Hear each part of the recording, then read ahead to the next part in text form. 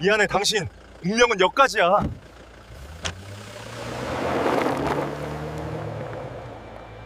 여러분, 안녕하세요. 오늘 들려드릴 이야기는 58세 한 여성의 이야기입니다. 30년, 그녀가 한 남자와 함께 산 시간입니다. 새벽 4시에 일어나 밥을 했고, 친정 땅을 팔아 남편 사업 미천을 만들어줬고, 두 아이를 낳아 키웠습니다. 하지만 교통사고 후 하반신 마비가 되자 남편은 그녀를 버리기로 결심합니다. 산속에 실종 처리하고 재산을 빼앗기 위해서. 그러나 그녀는 알고 있었습니다. 6개월 전부터 모든 계획을 그리고 준비했습니다. 매일 밤 아무도 모르게. 이것은 58세 여성의 복수극입니다. 포기하지 않은 여성의 생존기입니다. 그리고 새로운 인생을 시작한 여성의 이야기입니다. 나이는 숫자에 불과합니다. 58세도 늦지 않았습니다. 언제든 다시 시작할 수 있습니다. 오늘 이야기의 주인공 장순례. 그녀의 6개월을 함께 들어보시겠습니까? 자, 그럼 시작하겠습니다. 밤 11시, 서울중앙병원 3층 복도는 조용했다. 장순례, 58세. 교통사고 후 하반신 마비 판정을 받은 지 석 달째. 휠체어에 앉아 창밖을 바라보고 있었다. 다리에는 아무 감각이 없었다. 손가락으로 허벅지를 꼬집어 봐도 아무것도 느껴지지 않았다. 이제 평생 이렇게 살아야 하는 건가? 순례는 한숨을 삼켰다. 그때였다. 복도 저 끝에서 익숙한 목소리가 들려왔다. 남편 박충재, 62세였다. 응, 미영아. 나야. 순례는 몸을 굳혔다. 최미영. 남편 회사 격리, 35세. 순례보다 23살이나 어린 그 여자. 아직이야. 아직 못 팔았어. 왜냐면 충재의 목소리가 낮아졌다. 순례는 숨을 죽이고 휠체어를 조금 뒤로 빼 기둥 뒤에 숨었다. 명의가 전현 앞으로 돼 있잖아. 집도 땅도 예금도 전부. 전현. 순례의 심장이 쿵 내려앉았다. 내가 팔려고 해도 인감도장이 있어야 되는데 저게 어디 숨겨놨는지 모르겠어. 충재는 짜증 섞인 한숨을 내쉬었다. 그래서 말인데 이제 그냥 정리해야 할 것 같아. 정리. 순례의 손이 떨렸다. 어차피 못 걷잖아. 평생 저렇게 살 거면 본인도 힘들고. 충재의 목소리는 냉정했다. 마치 물건을 처분하는 것처럼. 다음 달쯤 퇴원시켜서 산에 한번 가자고 하지 뭐. 휠체어 밀고 올라가서 그냥 거기 두고 오는 거야. 순례는 입을 막았다. 실종 신고 내면 돼. 치매 기운 있었다고 하면 되고. 그럼 6개월 후에 실종 선고받아서 명예 다 정리할 수 있어. 전화기 너머로 여자의 낄낄대는 웃음소리가 들렸다. 그때 되면 우리 제주도 가서 카페나 하나 차리자. 응? 충재도 웃었다. 그래, 그래. 그때까지만 참아. 알았지? 전화가 끊겼다. 충재는 휴대폰을 주머니에 넣고 병실 쪽으로 걸어갔다. 순례는 기둥 뒤에서 숨도 쉬지 못했다. 온몸이 얼음장처럼 차가워졌다. 30년. 함께 산 시간이었다. 두 아이를 낳아 키웠다. 남편 사업 미천 마련하려고 친정 땅까지 팔았다. 새벽 4시에 일어나 김밥 싸서 공사장 인부들 먹였다. 그 돈으로 남편은 건설 하청을 키웠다. 나를 산에 버리겠다고? 순례의 입술이 파르르 떨렸다. 그때였다. 발끝이 움찔했다. 순례는 고개를 숙였다. 오른쪽 엄지발가락. 분명히 움직였다. 이게 심장이 터질 듯 뛰었다. 왼쪽 발도 힘을 줘봤다. 까딱 발목이 살짝 움직였다. 신경이 돌아오고 있어. 의사는 말했었다. 회복 가능성이 아예 없진 않습니다. 다만 시간이 얼마나 걸릴지. 술래는 두 손으로 휠체어 팔걸이를 꽉 쥐었다. 눈물이 주르륵 흘러내렸다. 하지만 이번엔 절망의 눈물이 아니었다. 좋아. 술래는 이를 악물었다. 나를 죽이려고 30년을 버리고 내 청춘을 다 바쳤는데. 복도 끝에서 충재가 병실 문을 여는 소리가 들렸다. 여보 앉아요? 밤 산책? 술래는 재빨리 눈물을 닦고 휠체어를 돌렸다. 응. 답답해서. 목소리는 떨리지 않았다. 들어가서 자요. 내일 재활치료 있잖아. 충재는 상냥한 척 휠체어를 밀었다.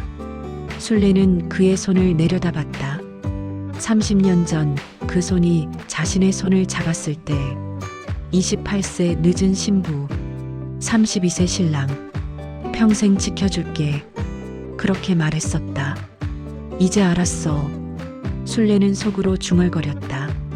나를 죽이려면 내가 먼저 살아남아야지. 병실 문이 닫혔다. 술래는 이불을 덮고 눈을 감았다. 하지만 잠은 오지 않았다. 머릿속에선 이미 계획이 돌아가기 시작했다. 과연 술래는 어떻게 이 지옥에서 벗어날 수 있을까? 미안해 당신. 운명은 여기까지야.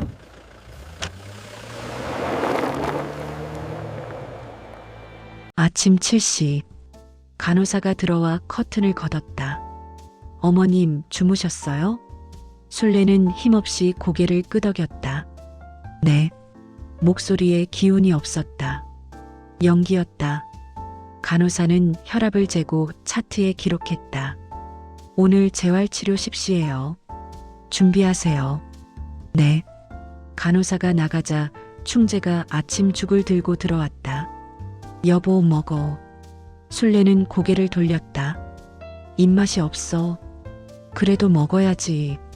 기운 내야 재활도 하지. 충재는 숟가락을 떴다.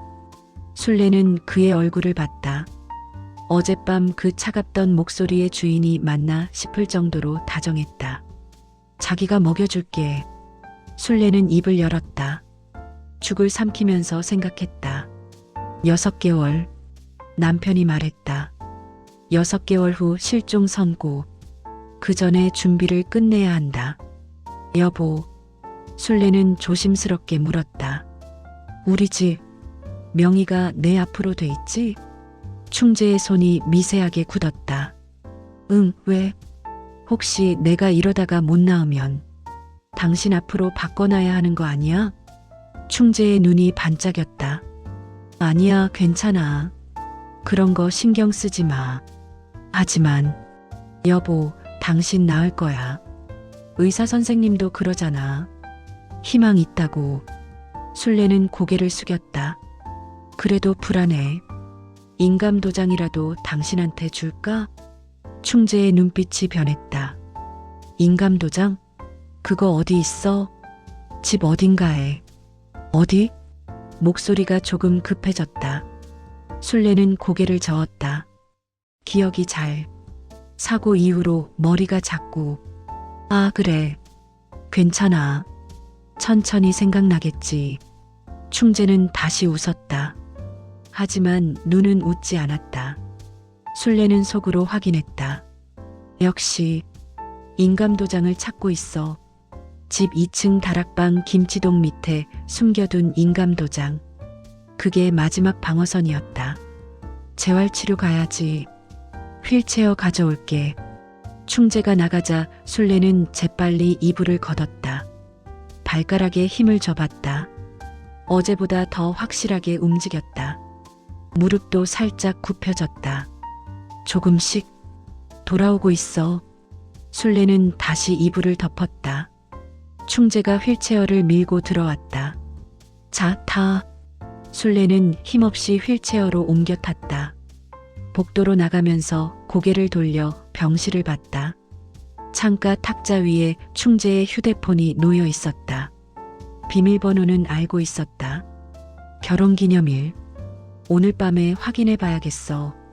재활치료실로 가는 복도. 술래는 창밖을 봤다. 3월의 봄볕이 따스했다. 여보.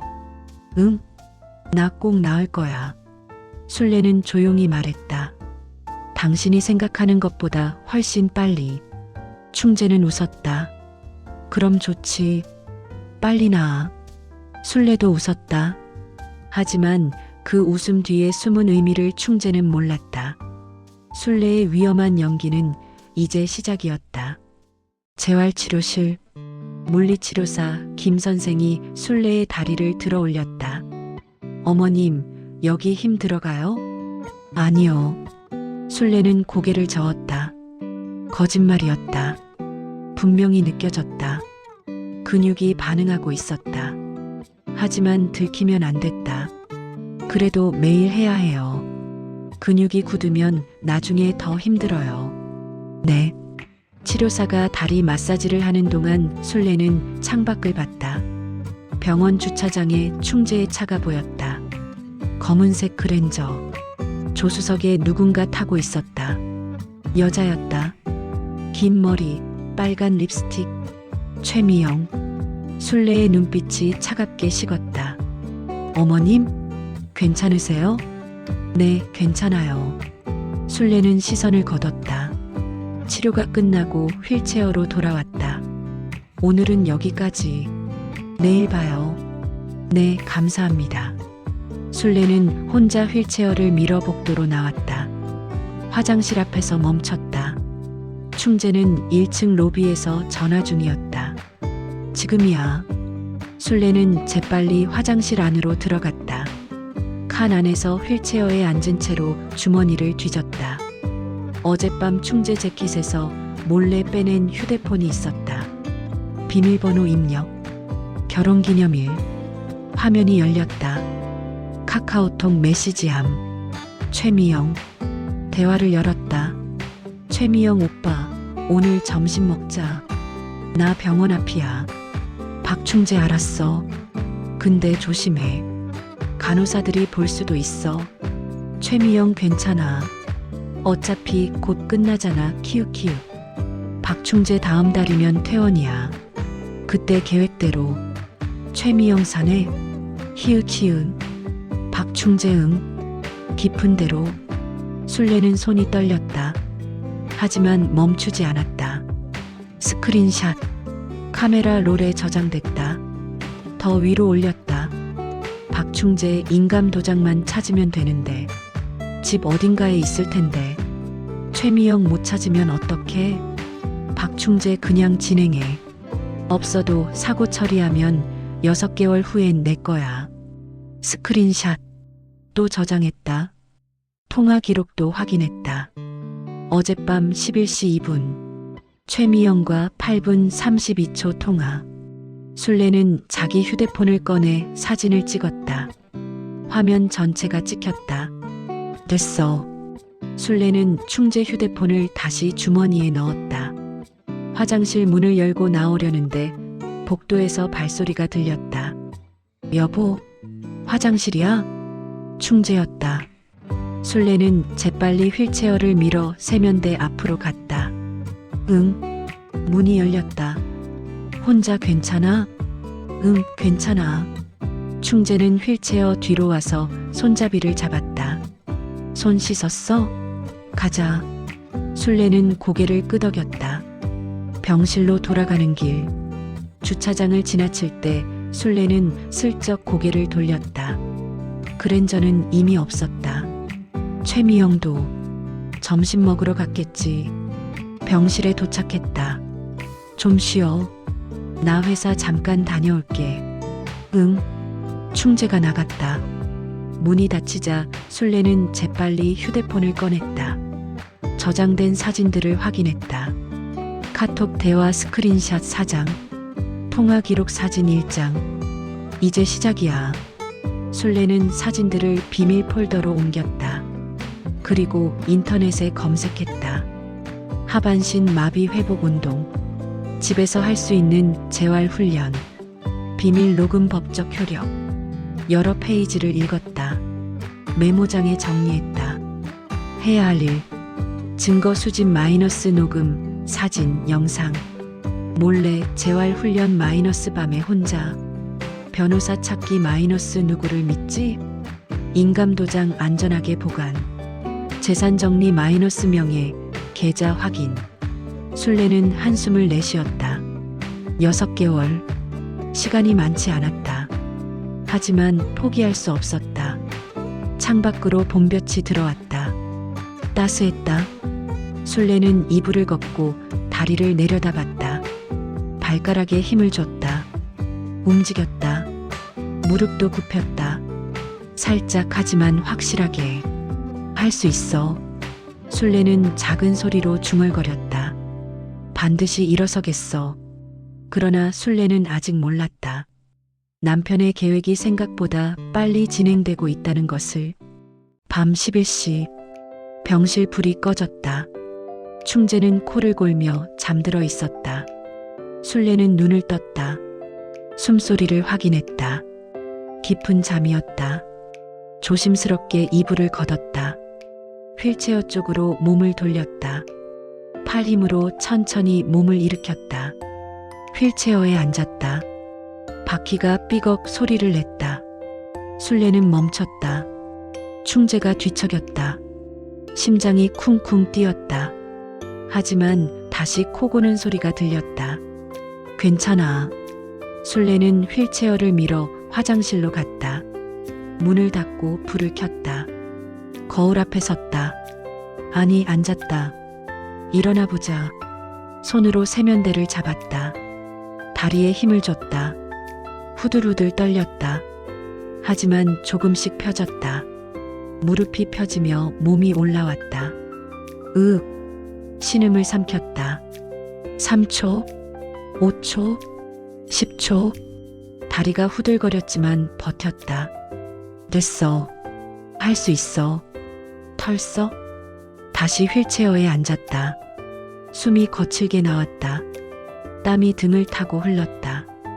하지만 웃음이 나왔다. 일어섰어. 내가 일어섰어. 술래는 수건으로 땀을 닦았다. 그리고 다시 시도했다. 일어섰다 앉고, 일어섰다 앉고. 10번, 15번. 다리가 후들후들 떨렸지만 멈추지 않았다. 20분 후, 술래는 조심스럽게 화장실 문을 열었다. 복도 쪽을 확인했다. 간호사는 없었다. 휠체어를 밀어 병실로 돌아왔다. 침대로 옮겨 누웠다. 이불을 덮었다. 숨을 고르며 천장을 봤다. 첫걸음. 작은 시작이었지만 희망이 보였다. 다음 날 아침, 충재가 다시 죽을 가져왔다. 여보, 먹어. 술래는 고개를 돌렸다. 오늘도 입맛이 없어. 그래도 먹어야지. 어제도 안 먹었잖아. 싫어. 충재는 짜증을 숨기지 못했다. 당신 이러면 언제나? 응? 난 안 나을 것 같아. 술래는 힘없이 말했다. 평생 이렇게 살 거야. 당신만 힘들게 하고. 충재의 눈빛이 변했다. 미세한 만족감. 무슨 소리야? 당신 꼭 나을 거야. 말은 그렇게 했지만 목소리엔 진심이 없었다. 술래는 속으로 확인했다. 역시 내가 포기하길 바라고 있어. 오후 2시 최미영이 문병을 왔다. 어머님, 안녕하세요. 새빨간 립스틱에 짙은 향수. 35세, 술래보다 23살 어렸다. 술래는 그녀를 봤다. 겉으로는 웃었다. 어머, 미영씨. 왔어요? 네, 어머님 보고 싶어서요. 최미영은 과일 바구니를 내밀었다. 이거 드세요. 고마워요. 충재가 옆에서 웃었다. 미영씨가 매번 챙겨주네. 당연하죠. 어머님 빨리 나으셔야죠. 최미영은 술래의 손을 잡았다. 손이 차가웠다. 술래는 그 손을 내려다봤다. 이 손으로 내 남편 만지겠지. 속은 끓어올랐지만 얼굴은 평온했다. 미영 씨 덕분에 남편이 외롭지 않아서 다행이에요. 아니에요. 제가 할 수 있는 게 많지 않아서. 최미영은 고개를 숙였다. 연기였다. 술래는 그걸 알았다. 여보, 나 화장실. 응, 가자. 충재가 휠체어를 밀었다. 화장실 문 앞에서 충재가 물었다. 혼자 괜찮아? 응. 문을 닫고 안으로 들어갔다. 술래는 주머니에서 휴대폰을 꺼냈다. 녹음 앱을 켰다. 그리고 휴대폰을 휠체어 시트 밑에 숨겼다. 됐어. 화장실 문을 열었다. 다 했어요. 충재가 휠체어를 밀어 병실로 돌아왔다. 최미영은 소파에 앉아 있었다. 술래는 휠체어를 침대 옆에 댔다. 좀 누울게요. 피곤해서. 그래요, 쉬세요. 술래는 침대에 누웠다. 눈을 감았다. 하지만 귀는 열었다. 창가 쪽에서 충재와 최미영의 속삭임이 들렸다.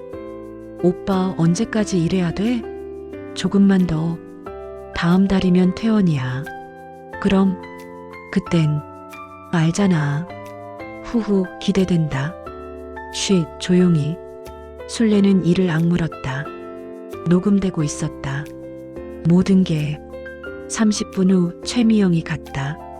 어머님 다음에 또 올게요. 그래요. 고마워요. 문이 닫혔다. 충재가 한숨을 쉬었다. 휴 피곤해. 술래는 눈을 뜬 채 천장을 봤다. 조금만 더 참아. 하지만 이 연기는 술래를 점점 더 깊은 어둠으로 몰아가고 있었다. 밤 11시 30분. 술래는 다시 화장실에서 훈련을 하고 있었다. 세면대를 잡고 일어섰다. 이번엔 30초를 버텼다. 좋아. 더 할 수 있어. 한 걸음. 오른발을 앞으로 뗐다. 후들후들 떨렸지만 땅에 닿았다. 왼발. 한 걸음 더. 됐어. 그때였다. 복도에서 발소리. 3012호 보호자님? 간호사였다. 술래는 화들짝 놀라 휠체어로 돌아갔다. 털썩 앉았다. 문 두드리는 소리. 보호자님? 계세요? 네. 잠깐만요. 술래는 숨을 고르고 문을 열었다. 죄송해요, 밤늦게. 혹시 안에서 소리 들렸는데 괜찮으세요? 간호사는 걱정스런 얼굴로 물었다. 아, 네. 물건 떨어뜨렸어요. 혼자 괜찮으세요? 도와드릴까요? 아니에요, 괜찮아요. 감사합니다. 간호사는 고개를 끄덕이고 갔다. 술래는 가슴을 쓸어내렸다. 위험했어. 병실로 돌아왔다. 충재는 여전히 자고 있었다. 침대에 누우며 술래는 다짐했다. 더 조심해야 해. 다음 날 오후 술래는 충재 휴대폰을 또 확인했다. 화장실에서 새로운 메시지가 있었다. 최미영 오빠 부동산 알아봤어. 집 시세 12억이래. 박충재 그래? 생각보다 높네. 최미영 땅까지 합치면 15억은 되겠대. 히읗히읗. 박충재 좋아. 그럼 다음 달 계획대로 하자. 최미영 오빠 진짜 괜찮아? 무섭지 않아? 박충재 뭐가? 어차피 못 걷잖아. 산에 두고 오면 끝이야. 박충재 실종 신고하면 경찰도 뭐라 안 해. 치매 있다고 하면 되고. 술래의 손이 덜덜 떨렸다. 스크린샷. 저장. 더 내려 스크롤했다. 사진이 하나 있었다. 제주도 카페 매물 사진. 최미영 여기 어때? 바다 보이고 예쁘지? 박충재 좋네. 여기 계약하자. 돈 들어오면. 술래는 사진을 저장했다. 그리고 자기 휴대폰으로 모든 걸 전송했다. 비밀 이메일 계정으로. 증거는 계속 쌓인다. 화장실 문을 열고 나왔다. 복도에서 충재와 의사가 이야기하고 있었다. 다음 주면 퇴원 가능합니다. 그래요? 집에서 관리하면 되겠네요. 네, 방문 재활 서비스 신청하시면 됩니다. 알겠습니다. 술래는 숨을 죽였다. 다음 주 계획이 앞당겨졌다. 시간이 없었다. 그날 밤 술래는 더 강하게 훈련했다. 일어서기 50회, 걷기 10걸음, 땀이 비 오듯 쏟아졌다. 다리가 후들후들 떨렸지만 멈추지 않았다. 더 해야 해. 1시간 후, 술래는 침대에 누워 천장을 봤다. 휴대폰을 꺼내 저장된 증거들을 확인했다. 카톡 대화 15장, 녹음 파일 3개, 통화 기록 사진 5장. 아직 부족해. 술래는 검색했다. 살인 미수 증거, 배우자 살해 계획 처벌, 녹음 증거 법정 효력. 여러 판례를 읽었다. 그리고 깨달았다. 현장에서 잡아야 해. 계획을 실행하는 순간 그 현장을 잡아야 결정적이었다. 술래는 중얼거렸다. 산에 버릴 때 그때 잡는 거야. 하지만 문제가 있었다. 산속에서 어떻게 경찰을 부르지? 휴대폰이 있어도 위치를 모르면? 술래는 검색했다. GPS 위치 추적 앱, 긴급 구조 신호, 경찰 신고 녹음, 메모를 했다. 계획이 구체화됐다. 그러나 술래는 몰랐다. 3주 후 예상보다 빨리 그날이 올 거라는 것을. 3월 28일 퇴원 날이었다. 간호사가 서류를 가져왔다. 어머님, 퇴원 축하드려요. 고맙습니다. 술래는 휠체어에 앉아 짐을 챙겼다. 충재는 밝은 얼굴로 서류에 사인했다. 집에 가면 훨씬 편할 거야. 그래. 술래는 병실을 둘러봤다. 3개월. 여기서 보낸 시간. 지옥 같았지만 동시에 준비의 시간이었다. 가자. 엘리베이터를 타고 1층으로 내려갔다. 로비에서 최미영이 기다리고 있었다. 어머님, 퇴원 축하드려요. 손에 꽃다발을 들고. 술래는 웃었다. 고마워요, 미영씨. 주차장으로 나갔다. 그랜저 조수석에 최미영이 탔다. 뒷좌석에 술래가 탔다. 휠체어는 트렁크에 실었다. 차가 출발했다. 창밖으로 봄 풍경이 지나갔다. 벚꽃이 만개했다. 아름다웠다. 하지만 술래의 마음은 차가웠다. 30분 후 집에 도착했다. 2층짜리 단독주택. 술래가 25년 전 친정 땅 팔아서 산 집. 28세 늦은 결혼이었지만 집 하나는 가져왔다. 그게 지금 화근이 됐다. 집이 제일 좋지? 충재가 웃으며 휠체어를 밀었다. 현관을 지나 거실로 들어갔다. 모든 게 그대로였다. 하지만 뭔가 달랐다. 공기가, 분위기가. 방으로 갈까? 응. 1층 안방.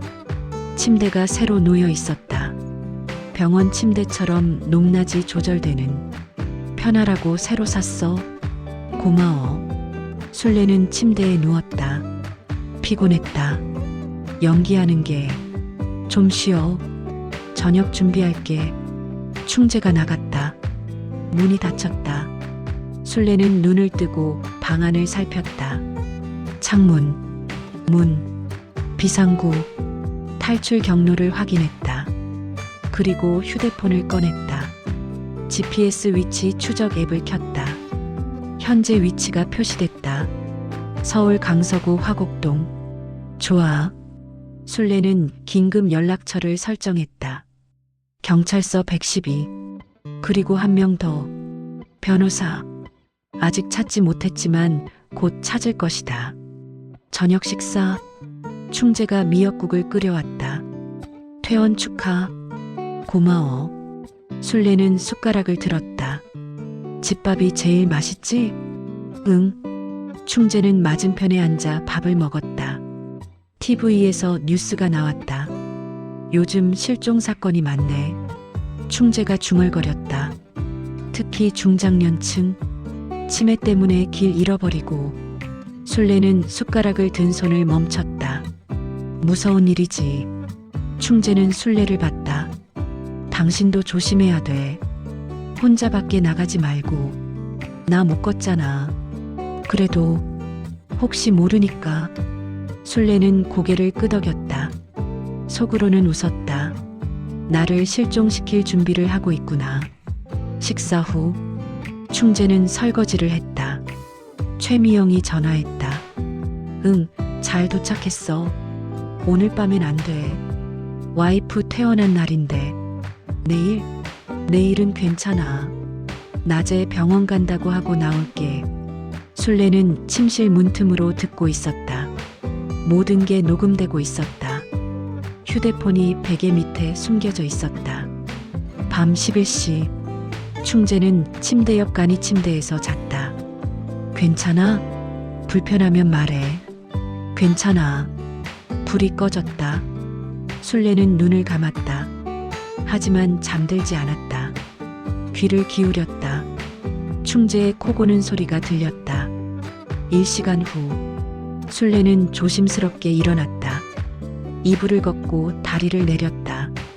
바닥에 발이 닿았다. 손으로 침대 난간을 잡고 일어섰다. 후들후들 떨렸지만 섰다. 한 걸음, 두 걸음, 창문까지 걸었다.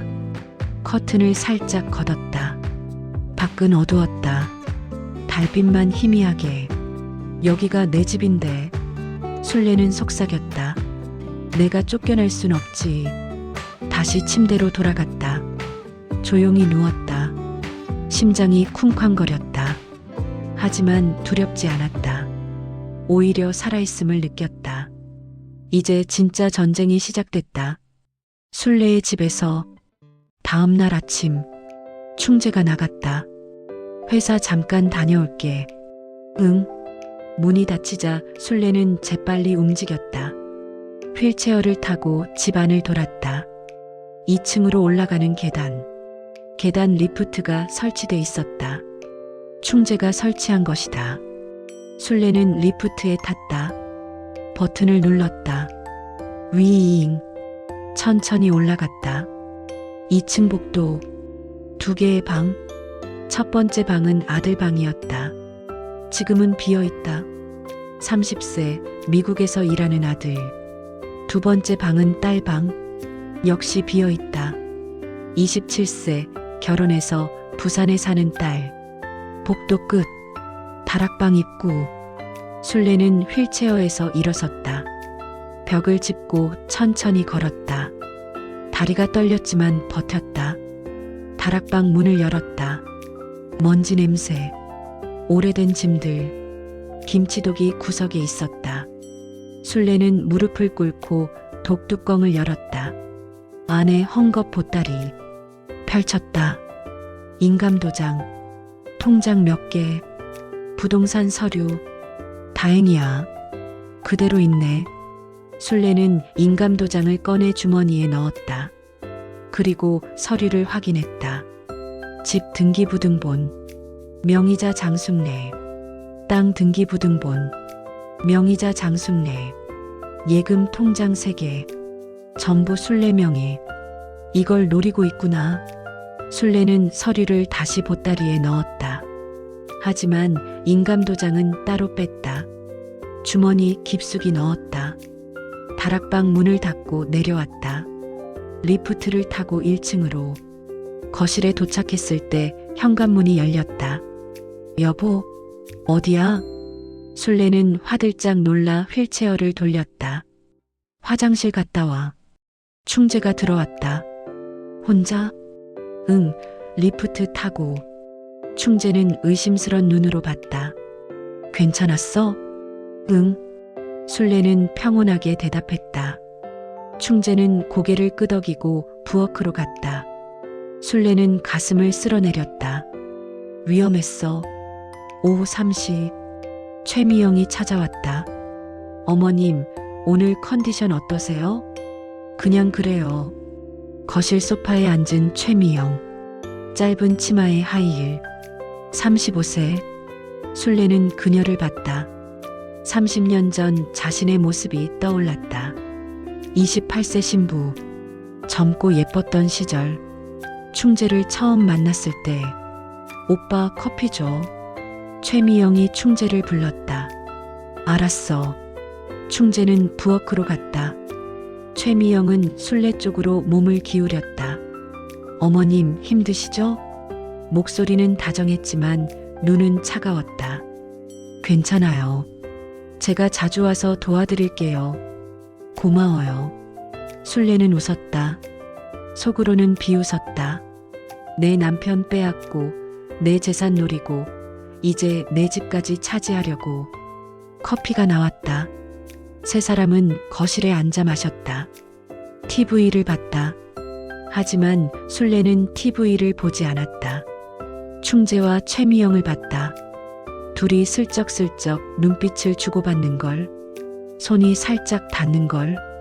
어머님, 화장실 가실래요? 최미영이 물었다. 아니요, 괜찮아요. 제가 도와드릴게요. 괜찮다니까요. 술래의 목소리가 조금 날카로워졌다. 최미영은 움찔했다. 아, 네. 충재가 끼어들었다. 미영 씨, 괜찮대. 나중에 필요하면 부를게. 네, 오빠. 2시간 후.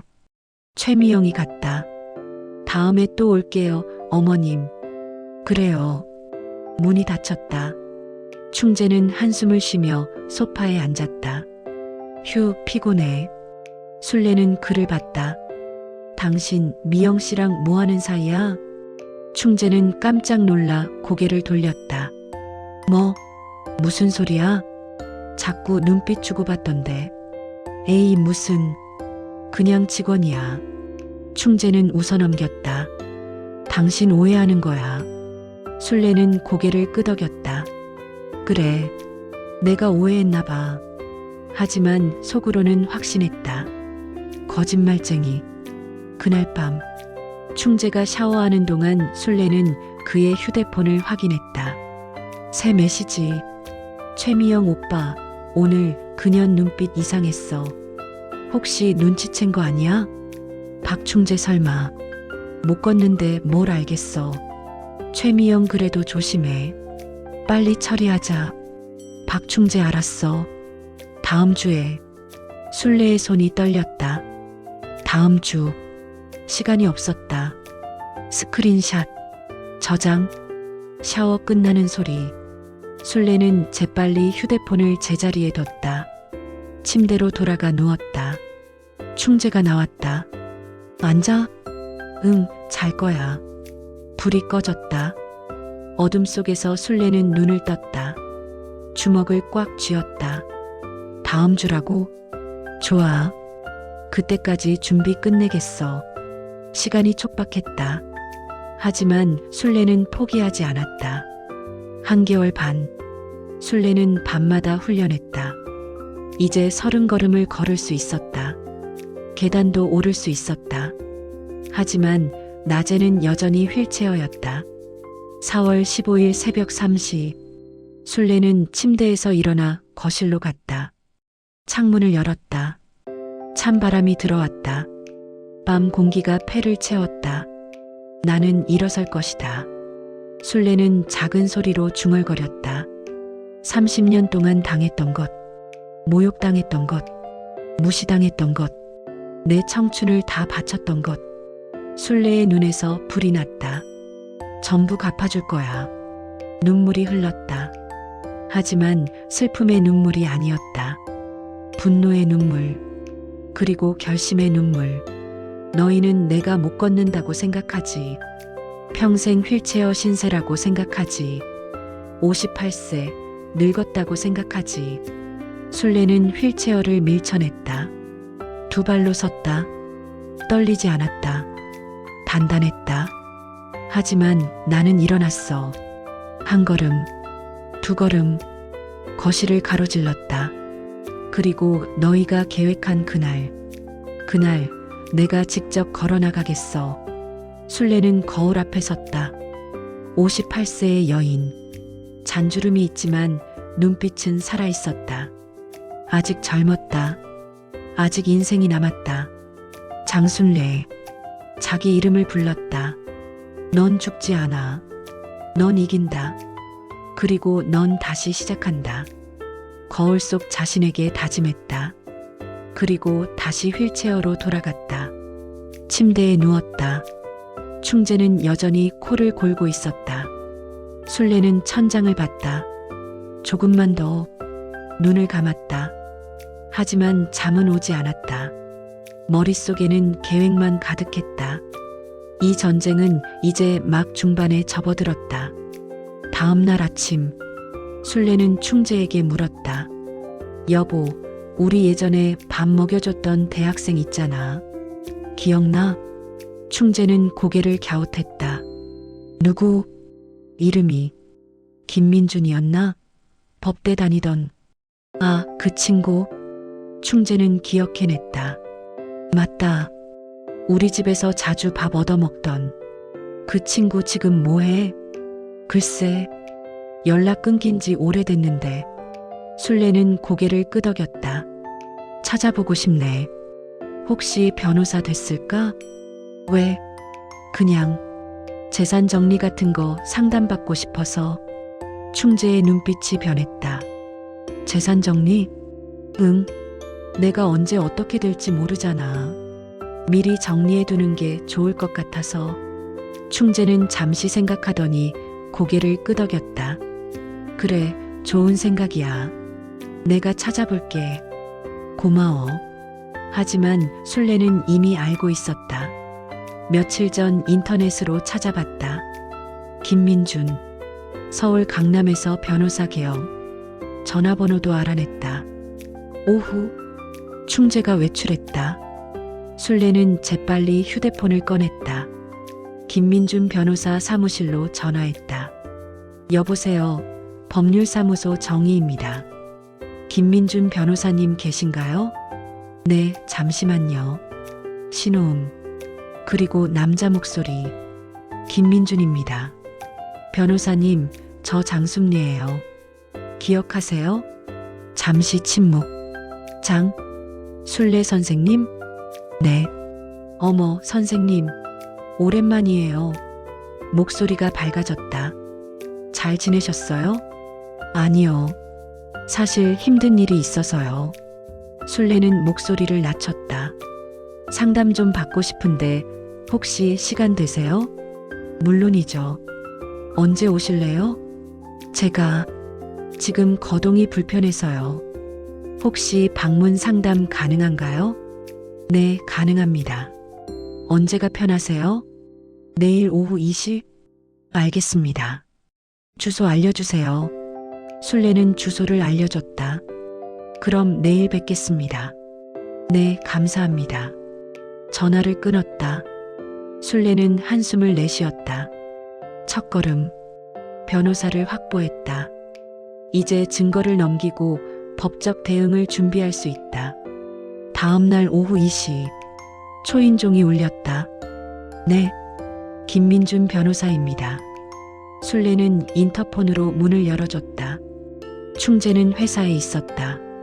현관문이 열리고 30대 중반 남자가 들어왔다. 양복 차림, 안경. 선생님. 김민준은 순례를 보고 깜짝 놀랐다. 휠체어를. 네, 사고가 있었어요. 순례는 쓸쓸히 웃었다. 들어오세요. 거실로 안내했다. 김민준은 소파에 앉았다. 선생님, 얼마나 오랜만이에요. 15년? 그러게요. 순례는 차를 내왔다. 변호사 되셨다면서요? 축하해요. 감사합니다. 선생님 덕분이에요. 김민준은 진심으로 말했다. 대학 때 정말 힘들었거든요. 선생님이 밥 먹여주시고 격려해 주셔서 버텼어요. 그때 22이었죠. 이제 37. 순례는 고개를 끄덕였다. 잘 됐네요. 그런데 무슨 일이세요? 김민준은 진지한 얼굴로 물었다. 순례는 심호흡을 했다. 변호사님, 이 상담 내용은 비밀이 보장되죠? 물론입니다. 그럼 들어주세요. 술래는 모든 걸 말했다. 교통사고, 하반신 마비, 남편과 내연녀의 대화, 살해 계획, 6개월간의 증거 수집, 몰래 훈련. 김민주는 듣는 내내 표정이 굳어갔다. 이게 사실인가요? 네. 술래는 휴대폰을 꺼냈다. 증거가 있어요. 녹음 파일을 재생했다. 박충재 산에 버리면 돼. 실종 신고 내면 끝이야. 최미영 오빠 진짜 괜찮아? 무섭지 않아? 김민준의 얼굴이 창백해졌다. 이건 더 있어요. 카톡 대화 스크린샷, 통화 기록, 사진, 전부 보여줬다. 김민주는 한참 동안 말이 없었다. 선생님, 목소리가 떨렸다. 이건 살인 미수예요. 명백한. 알아요. 경찰에 신고하셨어요? 아니요. 왜요? 술래는 김민준을 똑바로 봤다. 증거가 더 필요해요. 결정적인. 이것만으로도 충분합니다. 아니에요. 술래는 고개를 저었다. 계획만으론 부족해요. 실행하는 현장을 잡아야 해요. 김민주는 이해했다. 현행범으로. 네. 위험합니다. 알아요. 하지만 선생님이 다치실 수도. 저 이미 일어설 수 있어요. 술래는 조용히 말했다. 김민주는 눈을 크게 떴다. 네. 술래는 휠체어에서 일어섰다. 두 발로 떨림 없이. 이렇게요. 김민주는 입을 다물지 못했다. 선생님, 아무도 몰라요. 남편도 그 여자도. 술래는 다시 앉았다. 이게 제 마지막 무기예요. 김민주는 고개를 끄덕였다. 알겠습니다. 제가 도와드리겠습니다. 고마워요. 하지만 안전이 최우선입니다. GPS 추적기 드릴게요. 만약의 경우를 대비해서. 좋아요. 김민주는 가방에서 작은 기기를 꺼냈다. 이걸 항상 소지하세요. 위급하면 버튼만 누르면 제 휴대폰으로 위치가 전송됩니다. 술래는 받았다. 주머니에 넣었다. 그리고 이 증거들 USB에 백업해 두세요. 만약을 위해서. 알겠어요. 언제쯤 실행될 것 같으세요? 다음 주 안으로요. 김민주는 메모했다. 그럼 제가 경찰과 미리 협의하겠습니다. 신고 접수 대기 상태로. 감사합니다. 선생님. 김민주는 술래의 손을 잡았다. 꼭 살아서 이겨내세요. 그럴게요. 술래는 웃었다. 이번엔 진심으로. 드디어 동료가 생겼다. 싸울 준비가 끝났다. 4월 20일. 일주일 후면 충재의 계획 실행일이었다. 술래는 알고 있었다. 어젯밤 충재와 최미영의 통화를 들었다. 다음 주 토요일. 날씨 좋대. 그날 하자. 토요일. 4월 27일. 술래는 달력에 동그라미를 그렸다. 빨간색으로. 그날이구나. 준비는 끝났다. 증거 USB는 김민준 변호사에게 맡겼다. GPS 추적기는 항상 주머니에. 휴대폰 녹음 앱도 준비. 몸 상태도 최상. 이제 쉰걸음을 걸을 수 있었다. 계단도 오르내릴 수 있었다. 오늘도 훈련하자. 밤 11시. 충재가 잠든 후. 술래는 일어나 거실로 갔다. 왕복 100걸음. 땀이 비 오듯 쏟아졌다. 조금만 더. 목표는 200걸음. 산속에서 도망칠 수 있을 만큼. 그때였다. 계단에서 소리가 났다. 삐걱. 술래는 얼어붙었다. 충재였다. 여보. 목소리가 들렸다.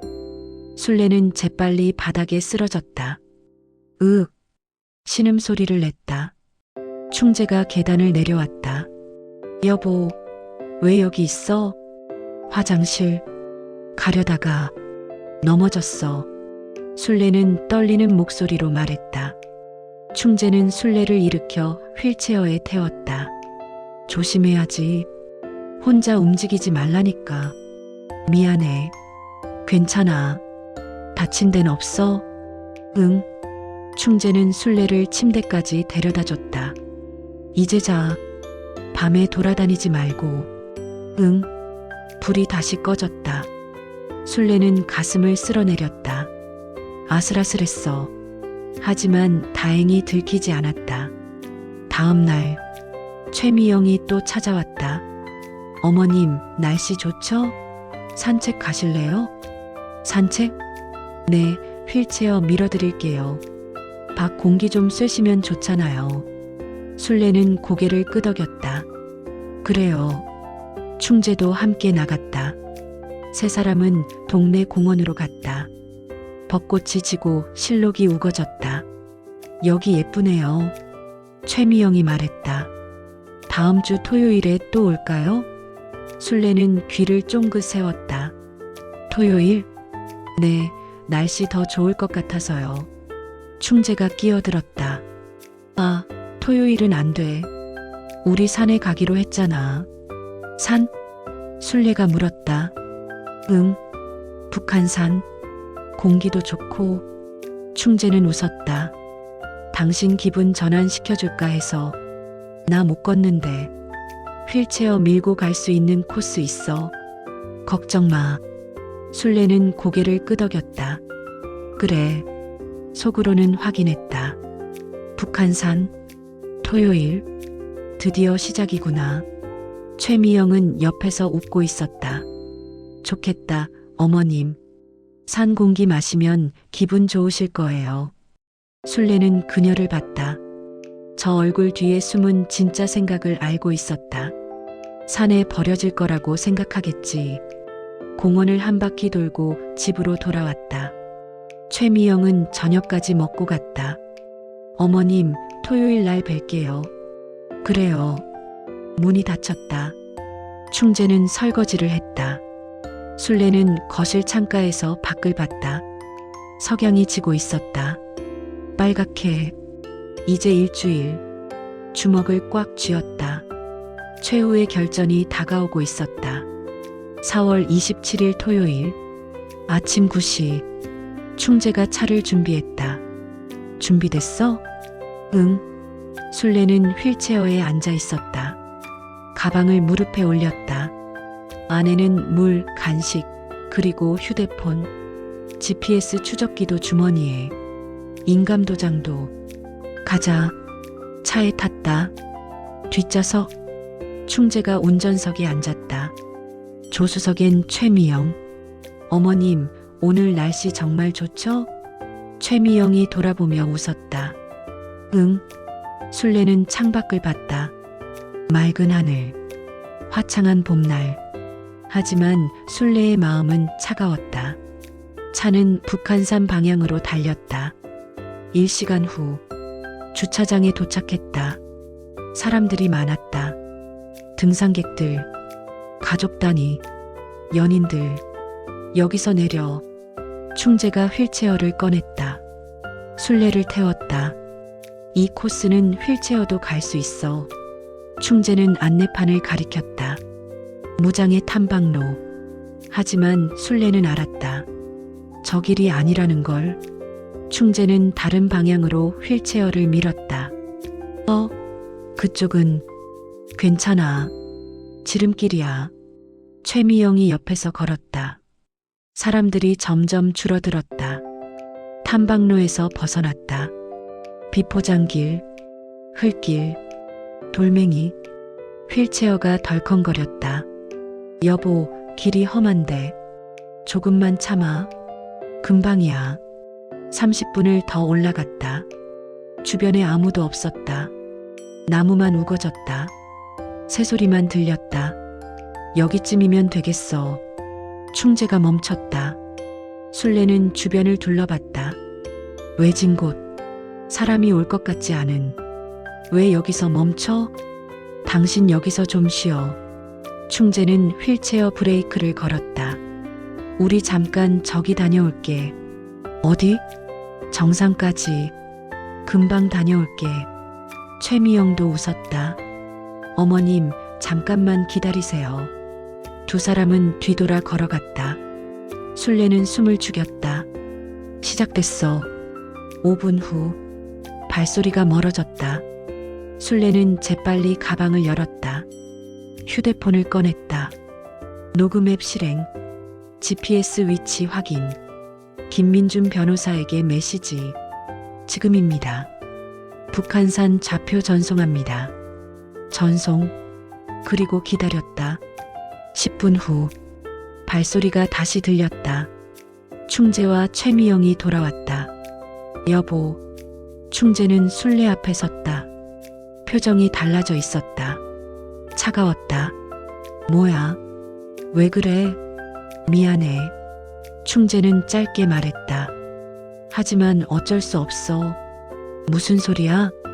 당신 여기서 끝이야. 술래는 숨을 멈췄다. 뭐? 우리 이제 못 참겠어. 최미영이 옆에서 말했다. 30년이나 같이 살았으면 됐잖아요. 술래는 그들을 봤다. 믿을 수 없었다.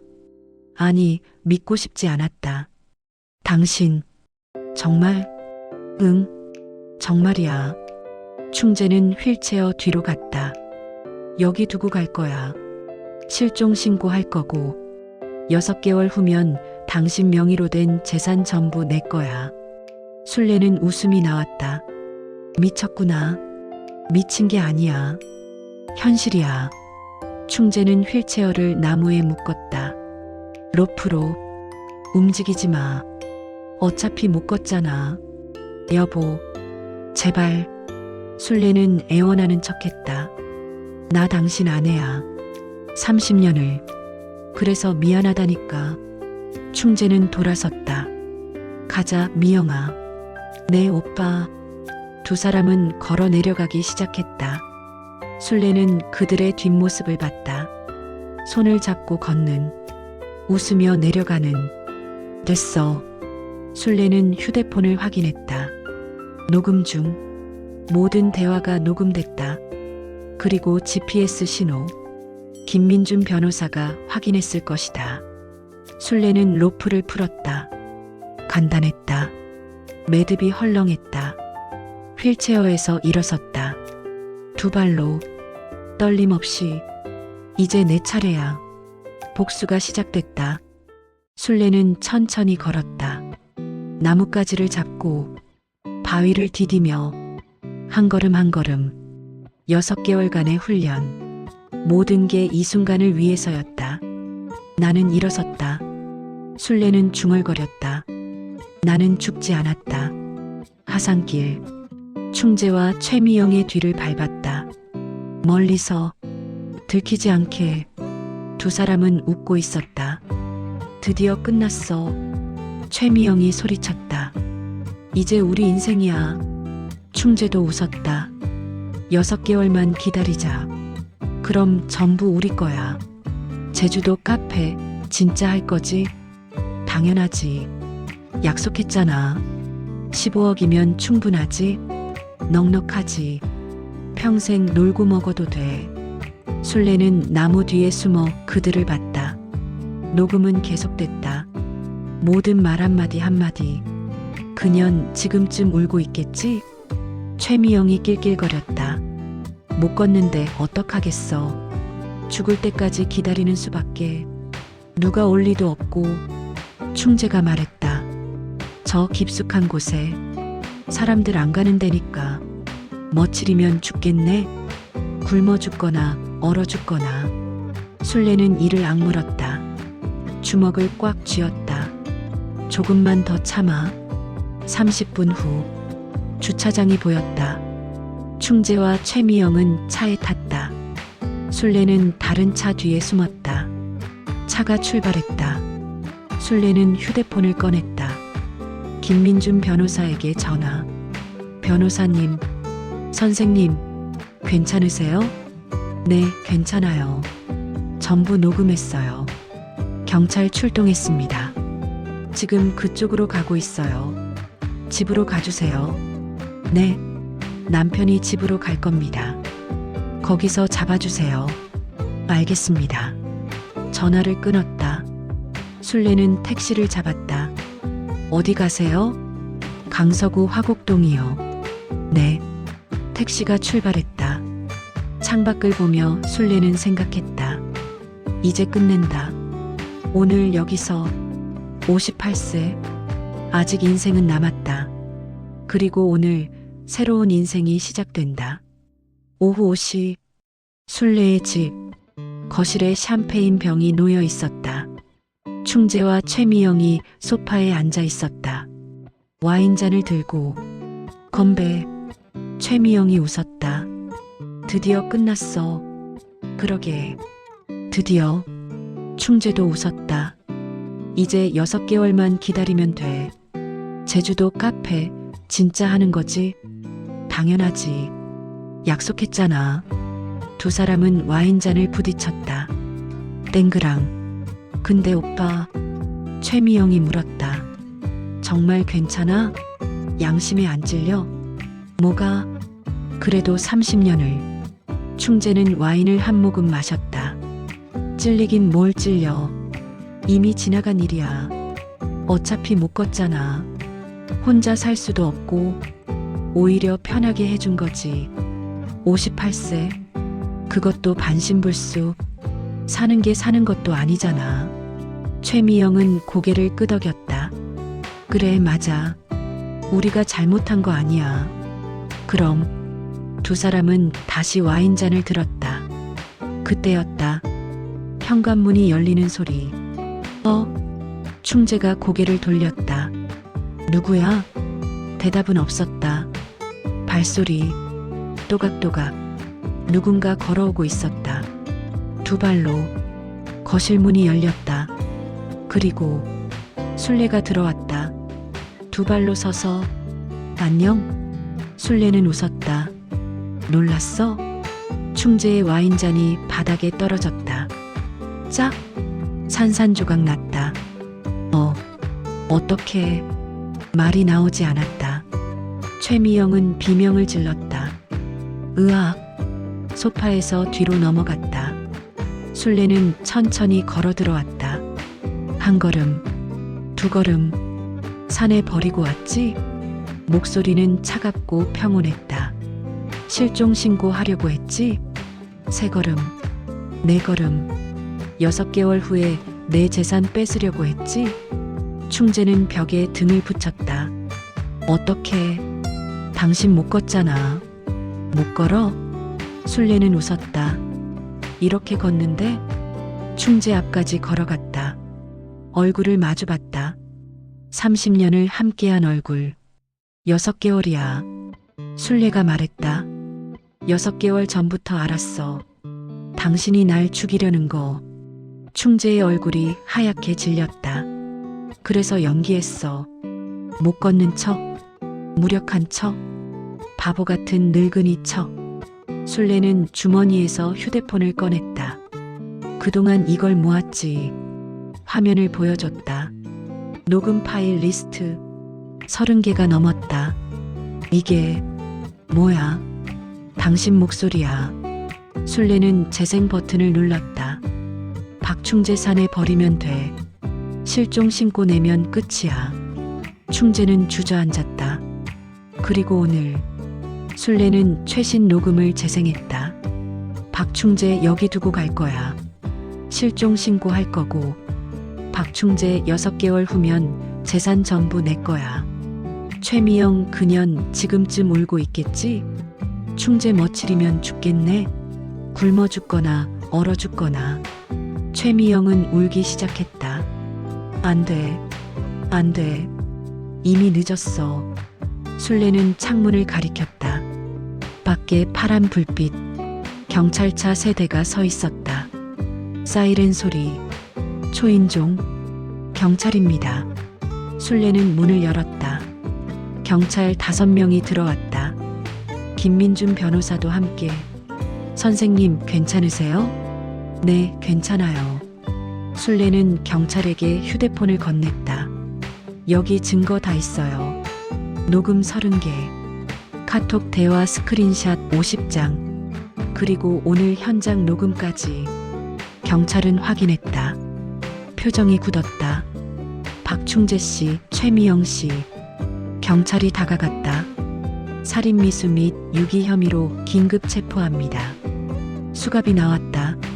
찰칵, 찰칵. 충재의 손목에, 최미영의 손목에 차가운 쇠가 채워졌다. 안 돼, 안 된다고. 충재가 소리쳤다. 술래야, 우리 얘기 좀 하자. 30년을 살았잖아. 술래는 그를 봤다. 눈물 한 방울 없이. 30년. 술래가 말했다. 그래, 30년을 살았지. 난 당신 위해 내 인생 전부 바쳤어. 친정 땅 팔았어. 새벽 4시에 일어나 밥했어. 당신 부모님 임종까지 지켰어. 내 청춘을 다 바쳤어. 술래의 목소리가 높아졌다. 근데 당신은 뭐 했어? 날 산에 버렸잖아. 내 재산 뺏으려 했잖아. 23살 어린 여자랑 바람 피웠잖아. 30년의 값이 그거야? 내 청춘의 값이 그거야? 충재는 고개를 숙였다. 대답할 말이 없었다. 가세요.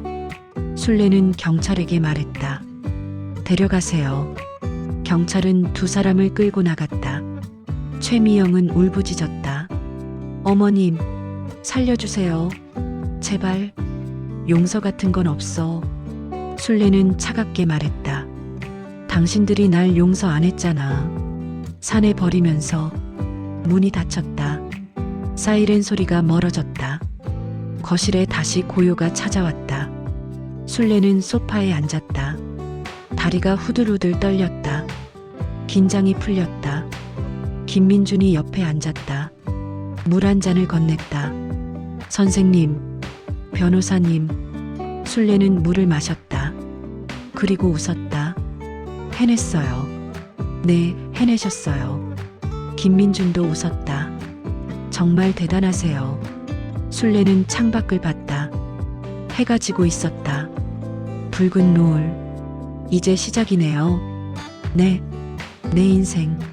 술래는 말했다. 58년 살았는데 처음으로 내 인생을 사는 거예요. 아직 젊어요. 이제 시작이에요. 김민주는 고개를 끄덕였다. 잘하실 거예요. 그럼요. 술래는 일어섰다. 두 발로 당당하게 거실을 가로질러 갔다. 벽에 걸린 결혼사진을 내렸다. 30년 전 사진. 28세 신부 술래와 32세 신랑 충재. 웃고 있었다. 안녕. 술래는 사진을 쓰레기통에 넣었다. 그리고 자기 사진을 걸었다. 혼자 찍은 사진. 며칠 전 찍은. 웃고 있는 자신. 58세. 아직 젊었다. 이게 나야. 술래는 중얼거렸다. 이제부터 이게 내 인생이야. 복수는 완성됐다. 이제 진짜 삶이 시작됐다. 다음 날 아침. 술래는 은행에 갔다. 계좌를 확인하려고. 창구 직원이 통장을 받았다. 잠시만요. 컴퓨터를 두드렸다. 그리고 표정이 굳었다. 손님, 이 계좌. 왜요? 담보대출이 설정돼 있네요. 뭐라고요? 술래는 놀라 물었다. 언제요? 한 달 전입니다. 5억 원. 술래는 머리가 하얘졌다. 그럴 리 없어요. 제가 대출 받은 적 없는데. 명의는 손님으로 돼 있습니다. 직원은 서류를 보여줬다. 술래의 이름, 도장, 서명. 이건 위조예요. 하지만 인감 도장이 찍혀 있어요. 술래는 주머니를 뒤졌다. 인감 도장은 그대로 있었다. 어떻게? 그때 깨달았다. 한 달 전 충재가 집을 뒤진 적이 있었다. 위조 도장을 만들었구나. 이거 취소할 수 있나요? 어렵습니다. 법적 절차가 필요해요. 가압류는요? 일단 변호사와 상담하세요. 술래는 은행을 나왔다. 김민준 변호사에게 전화했다. 변호사님, 선생님, 무슨 일이세요? 대출이 제 명의로 5억 대출이 나갔어요. 뭐라고요? 술래는 상황을 설명했다. 김민주는 침착하게 대답했다. 일단 가압류 신청하겠습니다. 그리고 사문서 위조로 추가 고소하죠. 돈은요? 대출금 지급 정지 가처분 신청합니다. 시간이 좀 걸려요. 서둘러 주세요. 알겠습니다. 술래는 한숨을 쉬었다. 끝이 아니었어. 집으로 돌아오니 우편함에 등기가 와 있었다. 법원 봉투 뜯어봤다. 부동산 가등기 말소 청구. 충재가 이미 집에 가등기를 해놨었다. 이 사람이. 술래는 이를 악물었다. 재산을 지키는 싸움. 법정 싸움. 이제 시작이었다. 하지만 술래는 포기하지 않았다. 술래는 다시 한번 싸워야 했다. 5월 15일 첫 공판. 서울중앙지방법원. 술래는 증인석에 앉았다. 충재와 최미영은 피고인석에. 변호사가 물었다. 증인, 피고인들이 증인을 살해하려 했다는 게 사실입니까? 네. 술래는 또렷하게 대답했다. 어떻게 알았습니까? 병원 복도에서 통화하는 걸 들었습니다. 녹음 파일이 재생됐다. 법정에 충재의 목소리가 울렸다. 박충재 산에 버리면 돼. 실종 신고 내면 끝이야. 최미영 머치리면 죽겠네. 굶어 죽거나 얼어 죽거나. 방청석에서 웅성거림. 충재는 고개를 숙였다. 최미영은 울고 있었다. 검사가 물었다. 피고인 인정합니까? 충재는 대답하지 않았다. 피고인 죄송합니다. 작은 목소리. 피해자에게 할 말 있습니까? 충재는 술래를 봤다. 술래도 그를 봤다. 30년. 모든 게 스쳐 지나갔다. 첫 만남. 결혼식. 아이들 낳고 함께 웃던 날들. 하지만 이제 남은 건 배신뿐. 미안해. 충재가 말했다. 술래는 고개를 저었다. 미안하다고 끝날 일이 아니에요. 목소리는 차갑고 단호했다. 당신은 날 죽이려 했어요. 30년을 함께 산 사람을, 내 청춘을 다 바친 사람을. 용서 같은 건 기대하지 마세요. 충재는 다시 고개를 숙였다. 그리고 술래는 계속 말했다. 당신이 만든 가짜 도장으로 5억 대출받은 것, 집에 가등기한 것, 전부 추가로 처벌받을 겁니다. 검사가 서류를 제출했다. 사문서 위조, 사기, 횡령 혐의를 추가 기소합니다. 재판장이 말했다. 피고인 박충재, 최미영에 대해 살인미수, 유기, 사문서 위조, 사기 등의 혐의가 인정됩니다. 구형량 선고합니다. 방망이 소리. 탕. 피고인 박충재, 징역 12년. 피고인 최미영, 징역 8년. 추가로 피해자에게 위자료 3억 원 지급. 방청석에서 한숨소리. 술래는 눈을 감았다. 끝났어. 법정을 나왔다. 김민준 변호사가 기다리고 있었다. 선생님, 수고하셨어요. 고마워요, 변호사님. 재산은요? 가압류 다 풀렸어요. 대출도 취소됐고요. 가등기도 말소됐습니다. 다행이네요. 술래는 법원 계단을 내려갔다. 두 발로 당당하게. 햇살이 따스했다. 5월의 봄볕. 이제 뭐 하실 거예요? 김민준이 물었다. 술래는 웃었다. 살아야죠. 제대로. 58세면 아직 젊잖아요. 새로운 시작을 위해. 6개월 후 11월. 술래는 작은 식당을 열었다. 간판에 적혔다. 술래네 밥상. 자기 이름을 건 식당. 메뉴는 단순했다. 된장찌개, 김치찌개, 제육볶음. 술래가 평생 해온 음식들. 개업 첫날. 손님이 하나둘 들어왔다. 어서 오세요. 술래는 밝게 웃었다. 뭐 드릴까요? 된장찌개 하나요. 네, 금방 나옵니다. 부엌으로 들어가 뚝배기를 올렸다. 된장을 풀고 두부를 썰고 호박을 넣고 익숙한 손놀림. 10분 후 된장찌개 나왔습니다. 밥과 반찬을 함께 내놨다. 손님은 한 숟가락 떴다.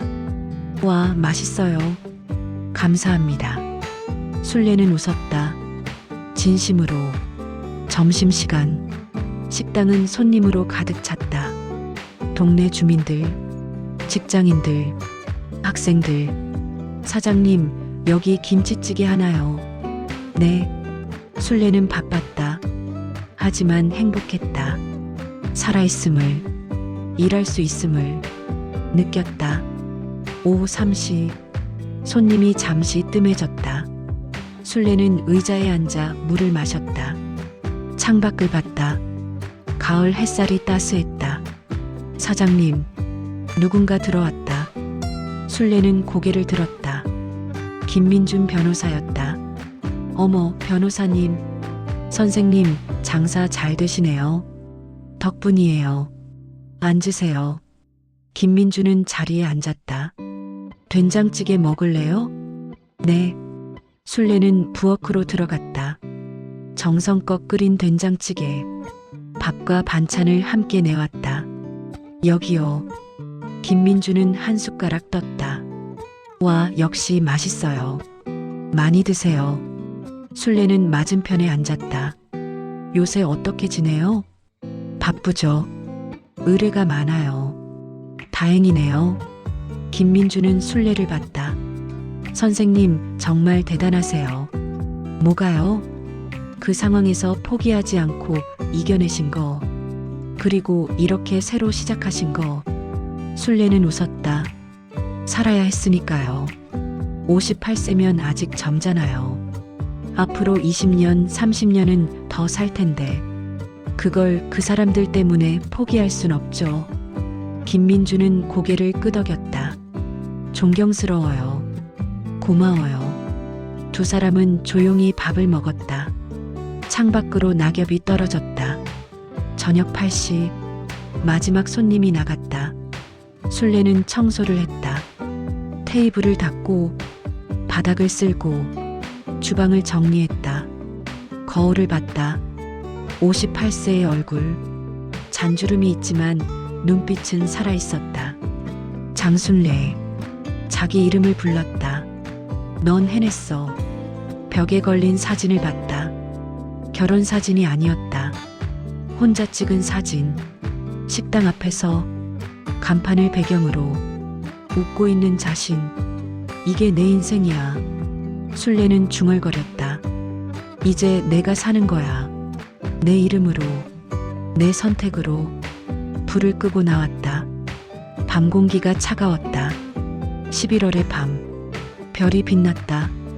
술래는 하늘을 올려다봤다. 엄마, 저 잘하고 있죠? 하늘에 계신 어머니에게. 힘들었지만 버텼어요. 이제 제대로 살게요. 내 이름으로. 바람이 불었다. 따뜻한 바람. 술래는 웃었다. 그리고 집으로 걸어갔다. 두 발로 당당하게. 술래의 새로운 인생이 시작됐다.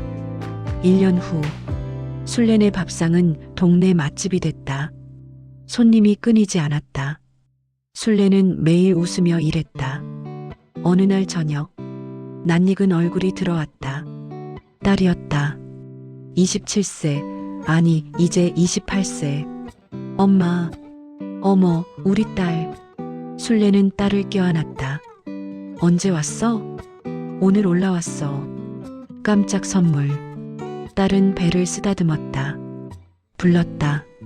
엄마, 나 임신했어. 술래의 눈이 커졌다. 정말? 응. 3개월. 술래는 눈물이 났다. 축하해, 우리 딸. 두 사람은 껴안고 울었다. 행복의 눈물. 엄마. 딸이 말했다. 엄마 정말 멋있어. 뭐가? 그 일 있었잖아. 다들 엄마 포기할 줄 알았어. 근데 이렇게 일어섰잖아. 새로 시작했잖아. 나도 엄마처럼 강한 사람 되고 싶어. 순례는 딸의 손을 잡았다. 넌 이미 강해. 그리고 이제 엄마가 될 거잖아. 더 강해질 거야. 두 사람은 웃었다. 순례는 부엌으로 들어가 음식을 준비했다. 딸이 좋아하는 된장찌개, 김치전, 제육볶음, 테이블에 차려냈다. 많이 먹어. 고마워, 엄마. 두 사람은 저녁을 먹었다. 창밖으로 눈이 내리기 시작했다. 첫눈이었다. 예쁘다. 딸이 중얼거렸다. 그러네. 순례도 창밖을 봤다. 눈은 하얗게 세상을 덮었다.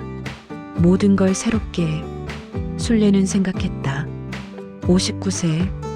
아직 한참 남았어. 아직 할 일이 많아. 손주도 봐야 하고, 더 많이 웃어야 하고, 더 많이 살아야 해. 딸이 물었다. 엄마, 행복해? 순례는 웃었다. 응. 진짜로? 응. 진짜로. 순례는 딸의 손을 꽉 잡았다. 이제 진짜 내 인생이야. 내가 선택하고, 내가 만들고, 내가 사는 인생. 이보다 더 행복할 순 없어. 딸도 웃었다. 나도 엄마처럼 살래. 그래, 그렇게 살아. 두 사람은 창밖을 봤다. 눈이 계속 내렸다. 하얗게, 아름답게, 새로운 시작처럼. 순례는 오늘도 식당 문을 연다. 간판이 햇살에 빛난다. 순례네 밥상. 이제 순례는 더 이상 누군가의 아내가 아니다. 누군가의 엄마만도 아니다. 장순례. 자기 이름으로 사는 사람. 59세. 아직 인생은 한참 남았다. 그렇게 순례의 새로운 인생은 계속된다. 여러분, 오늘 이야기는 여기까지입니다. 58세 장순례의 용기와 복수 이야기 어떠셨나요? 나이는 숫자에 불과합니다. 언제든 다시 시작할 수 있습니다. 마음에 드셨다면 구독과 좋아요 부탁드립니다. 다음에도 더 재밌는 이야기로 찾아뵐게요. 감사합니다.